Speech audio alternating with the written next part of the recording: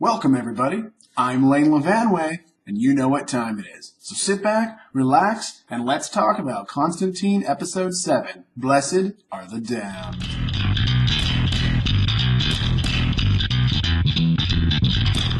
Alright guys, so here we are, Episode 7, Blessed Are the Damned. We've made it to Episode 7! Yeah! Now if you're just finding my video for the first time, go ahead and hit subscribe, and that way you can get every Constantine video that I have coming out. Now, just so you know, I'm not actually doing a review of the episode. I'm just going over my personal top 5 moments from the episode. So if you agree or disagree, we can have that discussion below.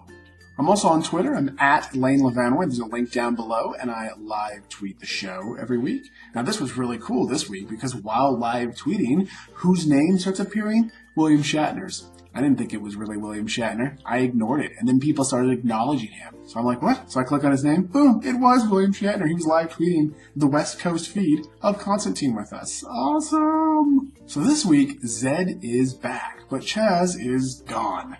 I'm quite sure why we can't have all three of them together. I think they'd make a good team.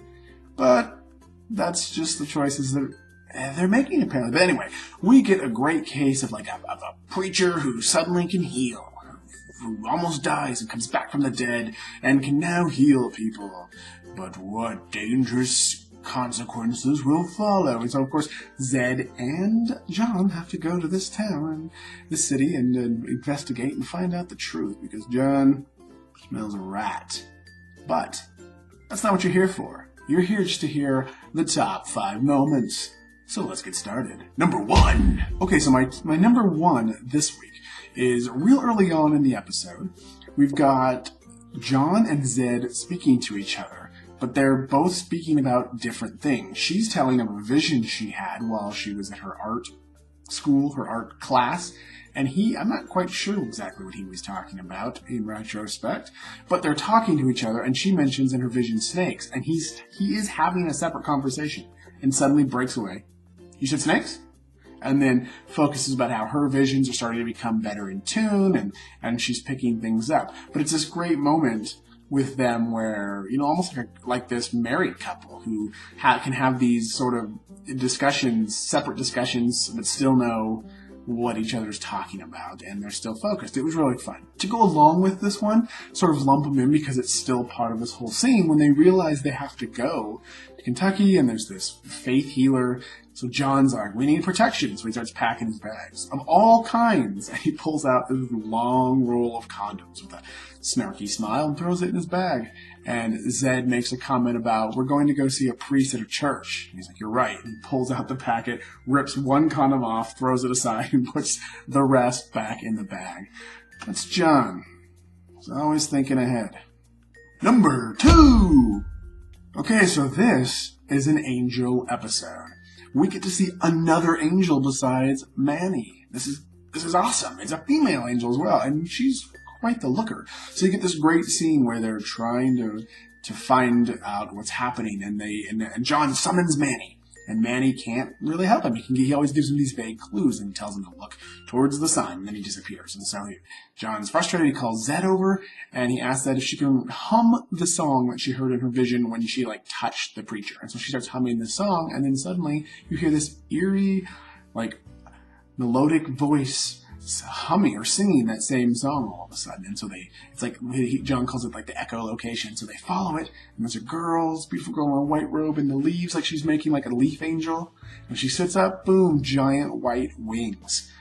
She's an angel. She's another angel. And we find out what the problem is that she was actually escorting the preacher after he died from a snake bite in his church, because they're snake people. It's a snake religion of some kind, I guess, and he was going to die. And apparently he accidentally got one of her feathers, and it sort of resurrected him and healed him.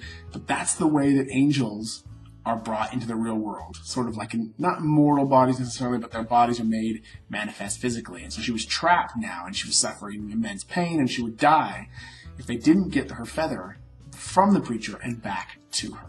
Number 3. So of course, all this healing that the preacher's doing, he feels infused with the power of the Lord, and he wants to help people, and so he's healing people like crazy, and so of course people are flocking to him. But the very first person he healed, he actually regenerated the guy's leg from the knee down. Well, that guy becomes like some sort of weird zombie ghoul. John calls him a ghoul in the episode, but it's very zombie-like, and he's just going around and he's killing people. Well, as we get near the second third of the episode now, and lots of people have been healed, and everybody's figured out now, John and Zed and the angels and Manny and Imogen, the female angel, have figured out that this is going to keep happening more and more to these people if they don't get that feather back, because that angel power is not meant for mortals, for humans, and so this is like a side effect, and it's going to happen to more and more people that he heals, so they have to get it back. So John can't get it back. He already attempted, and it deflected him. It knocked him back on his butt. Boom! No way. So they're going in with Zed, and Zed's going to get baptized in the river with everybody, in the lake, and she gets baptized and sort of pockets it. But at the same moment that that's happening, suddenly all these people in the congregation are turned like a zombie outbreak. From any zombie movie you've seen, when you get a big crowd of people, and suddenly zombies are there, and John's having to swing, whoa, boom, boom, and they're like, get out of here. Zed, go! Get that feather back, because if they get the feather back to Imogen and they can replace it back in her wings, then all these people, the ghouls, go back to normal because now an angel is in control of that power. It's a great moment, and then you get John with the preacher locked in the church as these ghouls are breaking the door and they're grabbing John and pulling on him. It's just this nice zombie-esque feel. Number 4! So there's this great moment while John and Zed are off trying to get the feather, that Manny is with Imogen, and they're hanging out in this barn, and he starts to ask her about what is it she's feeling, and she starts to describe these waves of pain, and they come on strong, and it just infuses her whole body, but then it leaves, and there's just such great relief, and he looks at her, and he says, so right now, you're feeling pain, but what did it feel like the first time the sunlight touched your skin? And she gets this big smile on her face. And you can kind of just see the wonder in his eye, because it's not something he can experience. He wasn't given this gift.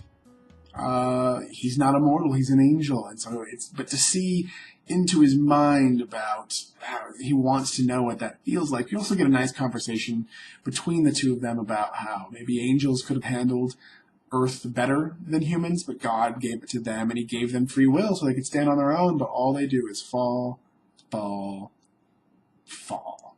Number 5! Alright, we're getting to the end of the episode spoiler, guys. So, I know I've sort of done spoilers throughout, but again, this is the end of the episode spoiler. If you haven't seen the episode, or you care about such things, we'll give you a few seconds now to click away if you don't want it spoiled. Okay, you clearly don't mind, and so here we go. We find out that actually the preacher he's feeling all this guilt, and that this is all his fault because he had run somebody over, and he pretended it was a deer. He knew it wasn't a deer. He killed a man and kept it a secret. So when he died, he was not going to heaven. Imogen was not the angel of heaven taking him. No, she was taking him to hell. John realizes, oh crap, we can't let her get her feather back. Too late. She gets her feather back. And all of a sudden she stands up, and her outfit changes black, and the wings go, and they're black. She's super hot smoking now. She flies up. Oh, she's a fallen angel. That's right. Manny's not pleased because they seem to be connected. And why didn't Manny know? Because he mentions that the angels are compartmentalized.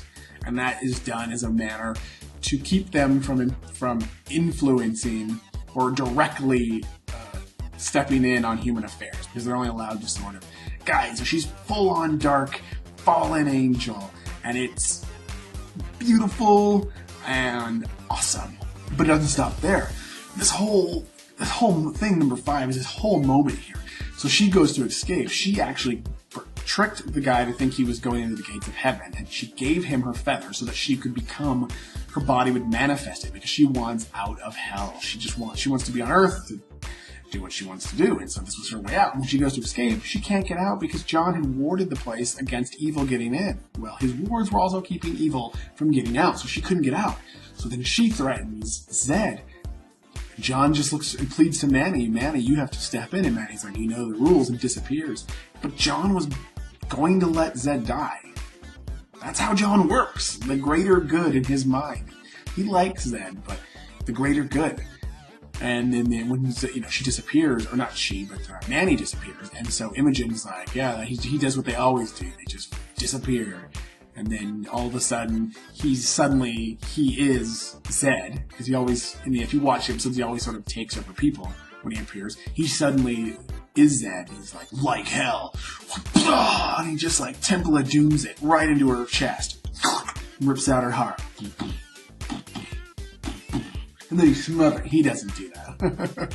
And then he vanishes, and it leaves Zed holding the heart. And John quickly takes it because it's evil, and he doesn't want her to have it in her possession for too long. Bonus item. Okay, more bonus items. I almost feel like some of these episodes now, I can't even do top 5 because I have a list of moments in the episode that I really enjoyed. Some big, some small, but I'm trying to cut it down to just the 5. Okay, so I am just starting to get into the Hellblazer comics. I'm going the opposite. I'm going from television to comics because I like the show so much. And so I don't know a lot of the Easter eggs that get thrown in, but there was a lot of mention on the Twitter sphere about the Medusa mask. The Medusa mask is at the end of the episode when John takes the heart. It's still beating, the angel's heart. And he puts it on the shelf, and right next to it is the Medusa. So I looked up the Medusa mask, and it's worn by the Psycho Pirate, and it was this metal mask that was all these masks that had been fused together that can control people's emotions or manipulate emotions in others. But apparently at some point it started to take on a darker turn where it was became these emotional vampire person had to suck people's emotions. And then apparently it also somehow had a storyline where it connected to the emotions that connected the rings of the Green Lanterns and all of the cores that use those light rings somehow. But that I don't know if that means it's going to play in at all in the episode, but it's at least a DC Easter egg thrown in, real huge for everybody to see right there at the end of the episode. We also get another moment of John smoking briefly. It's cigarettes in his mouth. You don't see him puffing on it, but it's in his mouth. He pulls it out, then smoke, and then he throws it down. So we get another one of those. Also, we get the mystery at the end where these people are hunting Zed. And I saw a little bit thinking that people were tweeting that Damnation Army. Again, I'm not coming from the comics, so I kind of looked that up, and apparently the Damnation Army was a group of people. And one of the things they did was, they were working for a demon, and they were coming after John because they wanted to recruit John, where if this is the Damnation Army, it looks like they might be trying to, that they have some connection to Zed, and on the Wikipedia or whatever, it mentioned that his niece they tried to brainwash her, but he managed to rescue her. So I wonder if they're going to replace that storyline, her niece, if this is the Damnation Army, and instead of it had been them, it had been Zed maybe, had been in their grasp when she was younger, and she had been the one that they tried to brainwash, and she escaped, and maybe they're trying to get her back. I don't know, just things I'm reading and speculating. Okay, so you guys found yourself in possession of an angel's feather, and you realize that this feather was giving you some sort of grand powers. Would you let it go to your head, or would you just be like, look at me? Would you be more subtle with it? Would you tell anybody? How would you handle that? Leave a comment down below and let's discuss it. Again, you can follow me on Twitter at Lane Lavano and link down below. You can tweet me anything you want, if it's about movies or Constantine, or again, follow me on Friday nights to live tweet the show with me. I'm, of course, on the West Coast, so we're doing the West Coast feed, which is Pacific, 10 p.m. Pacific. We've got a lot of other things here on the channel. We've got movie reviews. I do some quick movie news. I've also got a brand new show called Psych Flicks. My friend Jess Williams, who's a psychotherapist, he has a show talking about movie characters, and he analyzes them from a psychotherapeutic perspective. And so you can see these different characters taken in different ways of why they may have been. And our first episode with that is Voldemort. So I encourage you to check that out. It's an interesting one. It's the premiere episode. I think we're going to make a few tweaks as we go along, but you can get in now early and see what's going on. So hit subscribe so you can see those videos. And of course, so you know every Saturday when one of these top 5 videos comes out for Constantine, you're alerted to that as well. Alright guys, that's it. So I'm just an enthusiast. I'm an average Joe who just likes watching cool TV shows and cool movies and talking about them. So let's discuss them. Leave me comments, tweet me, let's talk about movies and cool TV shows and cool video games or whatever else you guys want to talk about. So thanks for watching, and if you like the video, hit like. It, makes me feel good. Alright, thanks for watching. Until next time, watch more TV.